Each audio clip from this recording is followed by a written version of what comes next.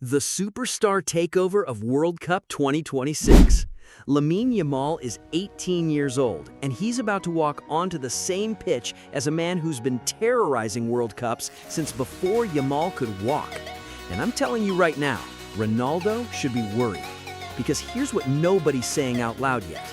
The last 24 hours at this World Cup weren't just a bunch of score lines. They were a pattern, and once you see it, you can't unsee it. Let's start with the number that's about to break the internet. Kylian Mbappé just scored twice against Sweden. 2 goals. Just like that, he's level with Messi at 6 apiece in the Golden Boot race. And because of assists, he's actually ahead. Haaland's 1 behind.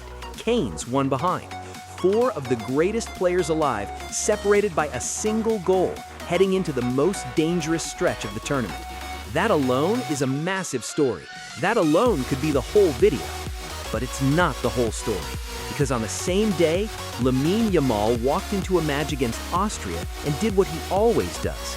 He didn't just play well, he controlled the game like he's been doing this for a decade instead of a couple of years. Spain won 3-0, routine, comfortable. And here's the stat that should terrify every team left in this tournament. When this kid starts for Spain, they do not lose. 17 wins, 6 draws, 0 losses. 0 at 18 years old.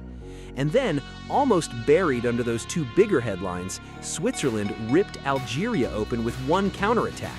Manzambi drives at the defense, finds Mbolo, tap in, goal. Clean, ruthless, over before Algeria's experienced spine could even organize. Mahrez, a guy who's been doing this at the highest level for 15 years, just watching it happen. 3 different games, 3 different confederations, but watch what's actually connecting them, because this is the part that matters. Every single one of these moments is about individual brilliance beating structure.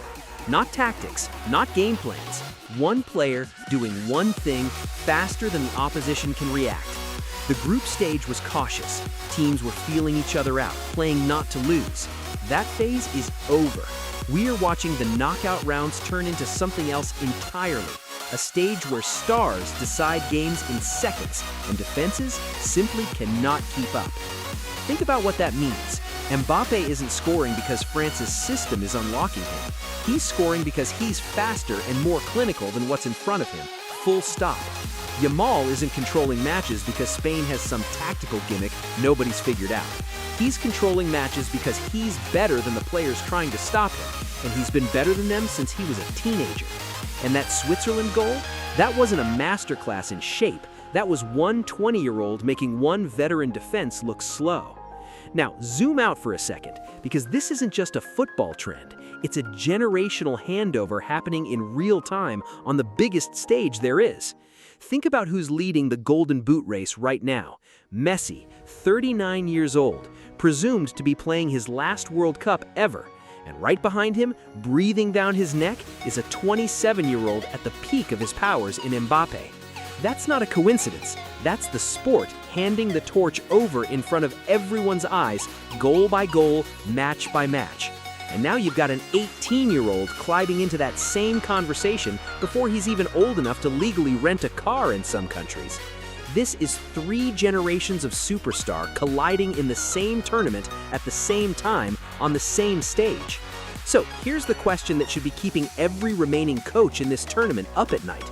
If individual brilliance is what's deciding matches right now, who's got the most of it left standing?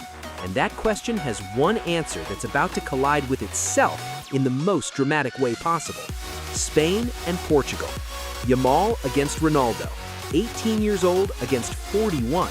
The guy who's redefining what a teenager can do at a World Cup against the guy who redefined the entire sport a generation ago and is playing what everyone knows is his last World Cup ever.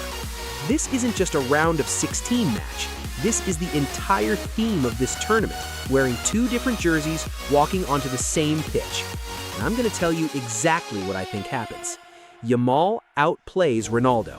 Not Spain beats Portugal. I mean Yamal, specifically, individually, has the bigger moment of that game. Here's why I'm saying it with this much conviction. Look at Ronaldo's knockout history before this tournament. Before this Portugal-Croatia match, He had never scored in a World Cup knockout game. Never. 6 World Cups, and it took him until this one to finally break that curse. That tells you something about how he performs against elite knockout-level opposition when the stakes are at their highest. It's been a struggle, even for him. Now, compare that to Yamal's actual record when he starts. 17 wins, 6 draws, 0 losses. That's not a hot streak. That's not a fluke month. That's his entire career as a starter for the senior national team. He does not know what losing feels like in that shirt yet. Here's the counter to my own prediction, because I'm not going to pretend this is a lock. Ronaldo just scored his first ever knockout goal against Croatia. If there's a version of him that's finally shaken off that mental block, if this is genuinely his moment, his last dance, and he's decided he's not going quietly, then all bets are off. A 41-year-old who's just found his knockout scoring touch for the first time in his career is a dangerous animal. If Ronaldo scores again against Spain, and it's a real contribution to a Spain win, my prediction is wrong, and I'll say so. But I don't think that's what happens. I think the pattern we're watching across this entire round of the tournament is bigger than one player's redemption arc. I think this is a changing of the guard, happening in real time, and it's happening across multiple matches simultaneously, not just one storyline. Mbappé closing the gap on Messi, Yamal running through Austria like it's nothing, a 20-year-old embarrassing an experienced Algeria backline. That's not 4 unrelated headlines, that's one script. And here's the thing that makes this even bigger than one match. Whatever happens between Yamal and Ronaldo doesn't just decide who advances, it decides which story this entire tournament ends up telling. Does 2026 get remembered as the World Cup where the old guard held the line one last time? Or does it get remembered as the exact moment the guard changed for good? That's what's actually on the line when these two step onto the same pitch. So, when Yamal lines up against Ronaldo, I'm not betting against the theme of the entire tournament. I'm betting on it. Here's what I want you to do. Drop your prediction in the comments right now before that match kicks off. Yamal or Ronaldo? Who has the bigger moment? And if you think I'm wrong, tell me exactly why, because I want to see the argument for the old guard holding on one more time. Keep an eye on that golden boot race too, because Mbappé and Messi are about to be separated by whatever happens in the next round of knockout games.